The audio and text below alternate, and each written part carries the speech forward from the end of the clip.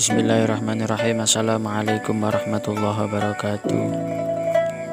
Alhamdulillahirabbil alamin wa bihi nasta'inu ala umurid dunya waddin. Assalatu wassalamu ala asyrafil anbiya'i wal mursalin wa ala alihi washabihi ajma'in, amma ba'd.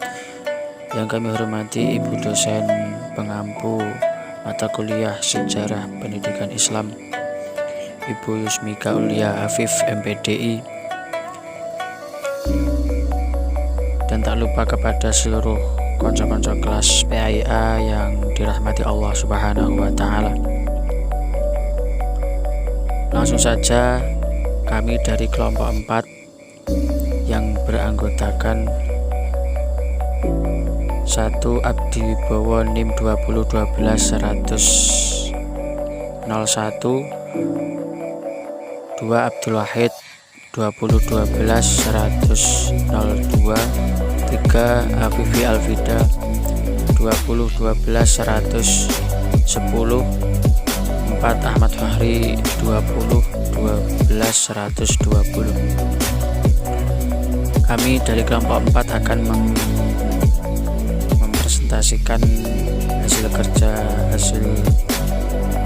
tugas kami yang berjudul Masa Kejayaan Pendidikan Islam.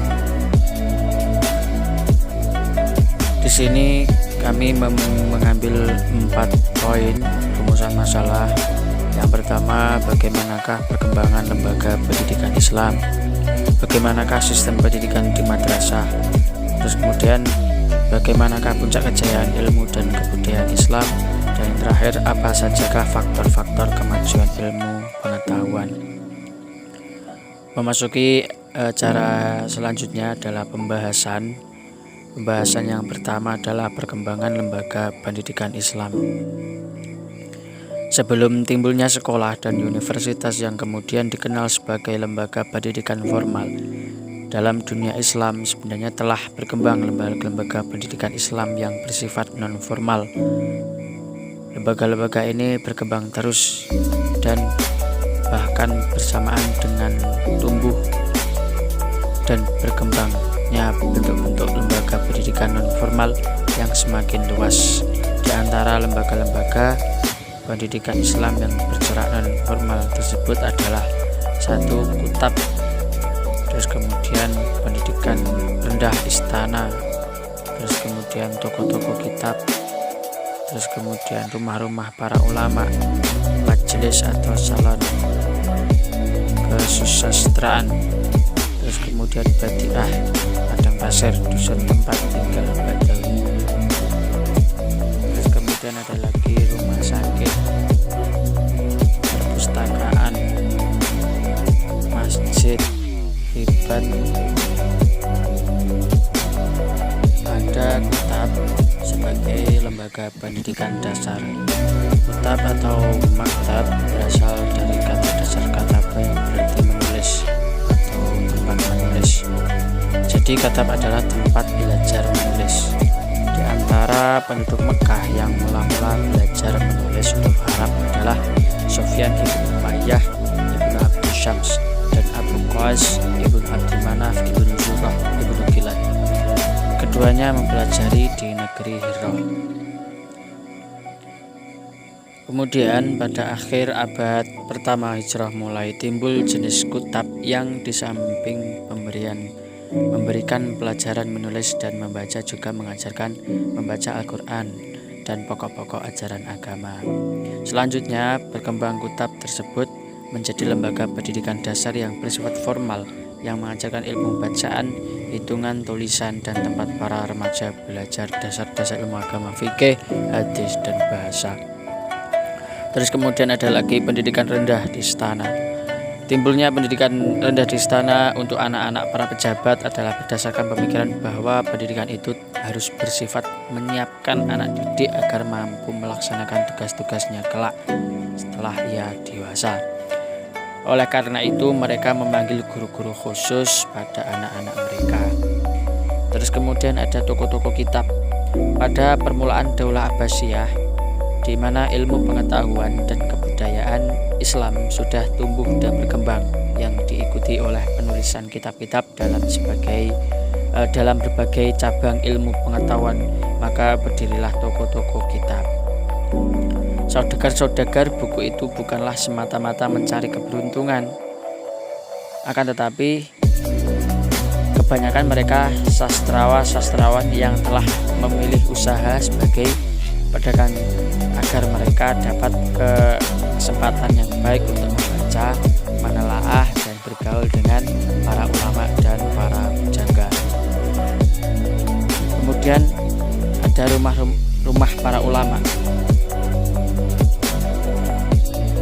Walaupun sebenarnya rumah bukanlah tempat yang baik untuk memberikan pelajaran, namun pada zaman kejayaan perkembangan ilmu pengetahuan kebudayaan Islam, banyak juga rumah para ulama dijadikan sebagai tempat belajar dan perkembangan ilmu pengetahuan. Di antaranya adalah rumah Ibnu Sina Al-Ghazi, Ali Ibn Muhammad Fasi, Ya'qub bin Kilis, Wazir Khalifah Al-Aziz, dan lain-lain.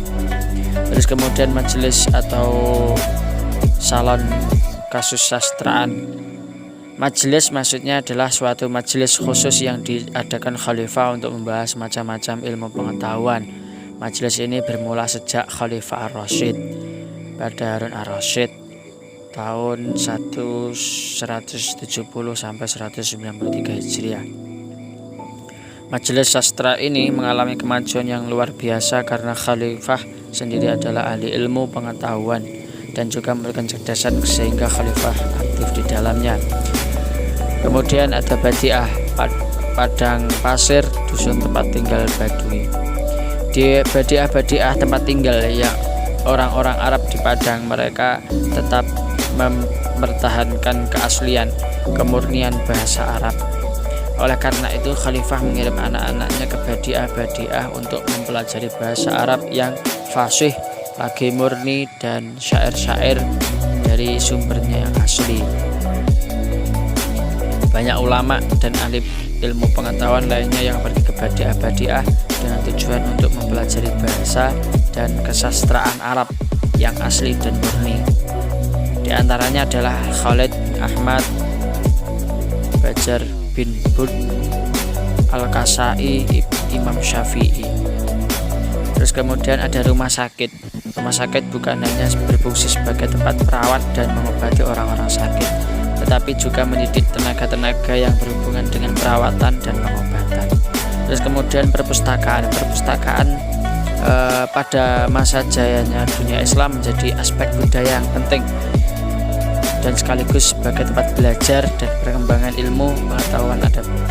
Adapun macam-macam perpustakaan di masa kejayaan pendidikan Islam, yaitu perpustakaan yang paling terkenal di Baghdad selama kepemimpinan Al-Makmur adalah Baitul Al-Hikmah, didirikan oleh Al-Khalifah Harun Ar-Rasyid. Terus kemudian perpustakaan di Marv, Persia Timur, Al-Maqrizi menyebutkan perpustakaan yang didirikan di samping Madrasah Al-Fadliyah mempunyai buku sejumlah 100.000 buah. Terus kemudian perpustakaan Haidariyah di Najaf, Irak. Terus kemudian perpustakaan Madrasah Nizamiyah Baghdad. Terus kemudian perpustakaan Darul Hikmah di Kairo. Terus kemudian perpustakaan Universitas Cordova di Spanyol. Terus kemudian perpustakaan Sabur didirikan pada tahun 383 Hijriah oleh Abu Nasr Sabur bin Ad-Ashir. Dalam perpustakaan ini kurang lebih ada 10.400 buku. Terus kemudian terakhir perpustakaan Khalifah Dinasti Fatimiyah kedua, Al-Aziz. Terus kemudian ada bangunan-bangunan masjid. Semenjak berdirinya di zaman Nabi Muhammad, masjid telah menjadi pusat kegiatan dan informasi berbagai masalah kehidupan kaum muslimin. Terus kemudian ribat ialah kampung tempat tentara yang dibangun di perbatasan negeri untuk mempertahankan negara dari serangan musuh. Ribat yang terbesar adalah di sebelah utara negeri Syam, Syria, dan utara Afrika, Tunisia. Ribat ini digunakan sebagai tempat tinggal orang-orang sufi dan penginapan alim ulama dan pelajar yang datang dari luar negeri untuk belajar hadis, ilmu agama, dan bahasa Arab.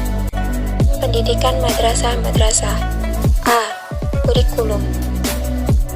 Menurut Mahmud Yunus, kurikulum pendidikan Islam terdiri dari 3 tingkatan, yaitu 1. Tingkat sekolah rendah atau Alkitab. Materi yang diajarkan di dalamnya meliputi bacaan dan hafalan Al-Quran, pokok-pokok agama Islam, menulis dan berhitung, pokok-pokok nahwu dan sorof, bacaan dan hafalan syair, serta kisah-kisah orang-orang besar. Yang kedua, tingkat menengah. Di dalamnya mempelajari Al-Quran, bahasa dan sastra Arab, fikih, tafsir, hadis, balaghah, ilmu pasti seperti mantik, ilmu falak, tarikh, fisika, kedokteran, dan musik. Kemudian yang ketiga, tingkat perguruan tinggi. Di dalamnya mempelajari ilmu-ilmu nakliyah dan ilmu-ilmu akliyah. Di antara ilmu nakliyah yaitu tafsir, hadis, fikih dan usul fiqh, nahwu dan sorof, balaghah, bahasa dan sastra Arab. Serta ilmu akliyah meliputi mantik, ilmu alam dan kimia, musik, ilmu pasti, ilmu ukur, ilmu falak, ilmu ketuhanan, ilmu hewan, ilmu tumbuh-tumbuhan, dan kedokteran. B. Metode pengajaran. Metode pengajaran yang dipakai terdiri dari 4 kelompok. Yang pertama, metode lisan, terdiri dari dikte atau imla, ceramah atau asima, bacaan atau qiraah, serta diskusi. Kemudian metode yang kedua yakni metode hafalan. Metode ini sangat ditekankan dalam pendidikan Islam karena seorang pelajar akan mengkontekstualisasi pelajaran yang dihafalnya, sehingga dalam diskusi atau perdebatan dia dapat merespon, mematahkan lawan, atau memunculkan sesuatu yang baru ketika dalam perdebatan atau diskusi. Kemudian yang ketiga yakni metode tulisan. Metode ini perlu untuk mengcopy karya-karya ulama karena pada saat itu tidak ada mesin cetak. Kemudian yang terakhir, metode debat atau jadal. Metode ini akan menimbulkan daya kritik bagi pelajar. Oleh karena itu, metode ini sangat penting. Metode ini dapat menjadi motivasi dan alat dorong bagi pelajar untuk dapat menggali ilmu serta untuk mencari argumen-argumen yang tepat dalam mempertahankan kebenaran. C. Puncak kejayaan ilmu dan kebudayaan. Pada periode ketiga, pendidikan Islam mengalami masa kejayaan.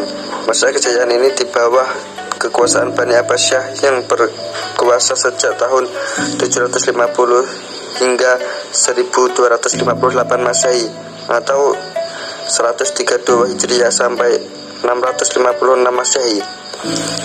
Masa ini ditandai dengan berkembangnya pesat lembaga-lembaga pendidikan baik formal maupun informal. Hal ini dilakukan bukan tanpa alasan. Harun ar-Rasyid merupakan seseorang yang cerdas dan mencintai ilmu pendidikan. Negara di bawah ini kendali aman, tentram, makmur, damai dengan dukungan sarana prasarana pembangunan sehingga dunia Islam menjadi pusat ilmu pengetahuan. D. Faktor-faktor yang mempengaruhi kejayaan pendidikan Islam. 1. Berdirinya sekolah-sekolah. 2. Terjadinya asimilasi antara bangsa Arab dengan bangsa-bangsa lainnya yang lebih dahulu mengalami perkembangan dalam bidang ilmu pengetahuan. 3. Pengaruh Persia. Bangsa Persia banyak berjasa dalam perkembangan ilmu filsafat dan sastra. 4. Pengaruh India terlihat dalam bidang kedokteran, ilmu matematika, dan ekonomi. 5. Pengaruh Yunani masuk melalui terjemahan dalam banyak bidang ilmu, terutama filsafat.